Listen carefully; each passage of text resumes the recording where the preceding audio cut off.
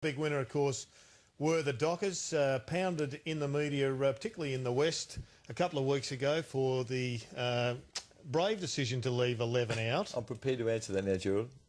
They got it right. Mark Harvey was vindicated. He was certainly vindicated, and he was vindicated so quickly. They just looked so much sharper, so much fresher, and the young blood that was seen as a negative actually was a magnificent positive. Gee, they did look good. I mean, when they're on the roll, they're a very impressive team, aren't they? They were a very impressive team for the first half of the season. Then, I suppose, oddly enough, the fact that the rookie went out in Barlow with his broken leg, they seemed to have lost a lot of their drive out of the centre and a lot of their run as a few guys got injured, but they're back in some very good form on the weekend. Started early. I thought Monday was always going to be interesting, the matchups, but Monday was on the extractor Mitchell.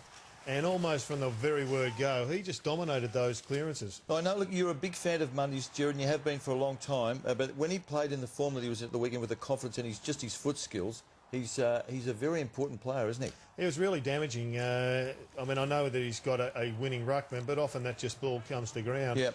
He had a superb first half, and it just keeps bringing you back to what are they going to do with these guys? No Pavlich, no Mundy signed, no Tarrant signed. There is I mean, if Barlow and Ballantyne were playing and Tarrant were playing, that group, if they could keep them together for another year, full list, you'd give them a chance, would you not? Yeah, especially at the MCG. Especially their back six with McPhone and Tarrant fit, and with their runners outside them. I think they'd look very confident going into this game this weekend. Lynchy, they're playing at the MCG this week in the final against Geelong. It's their first appearance at the G for the year. How big a disadvantage is that? I don't know whether there is a massive disadvantage. I think we went into a couple of grand finals playing once, I think. But you both were familiar with it. Morabito's never been to the MCG. I mean, these blokes that makes it tough. They'll take him there after the grand final parade if they get there, I would have thought, but, for the second game. But, yeah, it is difficult because the MCG, as we know, has a swirly breeze with the massive stands around. So, yeah, I suppose it is a little one. But to counter that, the excitement of getting on that big stage where everyone wants to play their football, I think will counter the argument.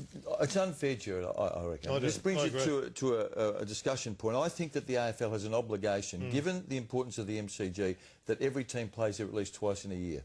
Yeah, I think it's a fair point, Mike. We've seen plenty of poor crowd-pulling games played there. Yep. So I know Fremantle are often played at Skilled Stadium and Etihad Stadium for the issue of best fit, but I think you're right. They're entitled to get a game, and I think Hurdy is over there in the States. He's having a chat to Fonzie, and he was asking him, "How do I do this?" But I think Adam McPhee actually has copped a fair bit of stick on this program, particularly in the first half. And I think it's fair to say he was getting a game on reputation early in the piece, but since the move on to Lenny Hayes and then Chris Judd, he's turned his season around. He's been really valuable, and he did a good job again on the weekend. I think his job on Luke Hodge, that's as well as I've seen him play in that role. Yeah, and I mean, probably to be fair, Luke Hodge mightn't have been 100% fit, but he's very good because he's got that strong body. Now his confidence is starting to build. We didn't see this 8 weeks ago. That was from 5 years ago. That was he was attacking the marking contest and just in good hands, kicked a really important goal. Look, I'm pleased for him, actually. We've all given him heat, and not just us. He's had it from everywhere. Mark Harvey's had the faith to stick with him in that role, and it's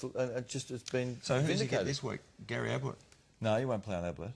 No. It's a really interesting call, though, because they haven't got... he could play on Ablett. He played on Judd. I'd like to see him go on Ablett in the midfield and forward as well. I wouldn't mind seeing Stephen Hill go to Young Gazza. And that'd be a great matchup as well. And just back themselves.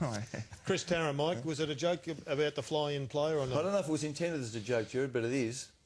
You imagine, we've had blokes complaining from Perth and Victorians complaining about going west since the national competition started, and he's planning to do it every second week. I mean, it just can't work. No, that can't happen. And take just the travel out of it. You're away from the group for so long. I mean, meetings. You have to go back. Did Chris Langford commuted once he did, for 1 year? Yeah. I think Andrew McKay. Simon Minton-Connell. That's right. But that's a long time ago with those guys. But I mean, Peter Bell tried to do it from Geraldton a couple of years ago, and I don't think they believed it worked. It can't happen. No. There's no way that can happen, surely.